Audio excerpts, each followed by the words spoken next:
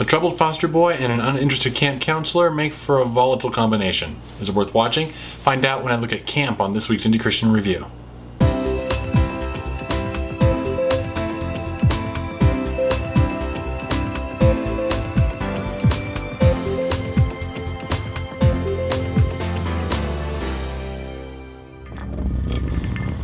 Camp is another tough movie that deals with a very difficult topic, but it handles it very well.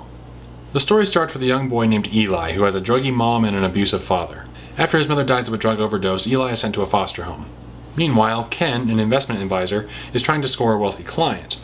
The lady helps fund a summer camp for troubled foster children, and Ken's assistant quickly arranges things for Ken to become a counselor there.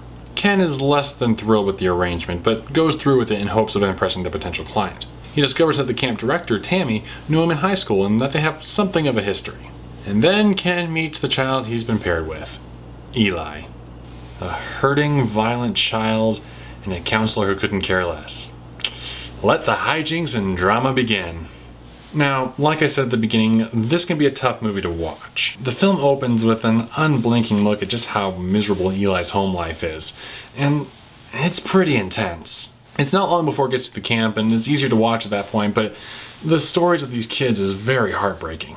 None of them have come from very happy places, and you know they have to go back to it once the week is over. The focus is mainly on Ken and Eli's relationship, but we do get to know some of the other counselors and kids at the camp and come to really empathize with a lot of their situations and just really come to relate with all of them. While this is a fictional drama, the camp and many of the scenarios are actually based on things that have really happened at the real-life Royal Family Kids Camp. In fact, the second time I watched it through, I discovered kind of an Easter egg. The lanyards that have all the kids and counselors' name tags are all from the real camp. That's kind of interesting. So all that said, this is an incredible movie. It's well shot and edited, the acting is amazing, and the story is just absolutely incredible. It's emotional, it's heartwarming, it's heartbreaking, it got really funny moments. I laughed, I cried, it moved me, Bob. Now, word of warning for parents, camp is rated PG-13 and not just for the situations. There is language, and Eli does make an obscene gesture at Ken early on. It's got some rough elements that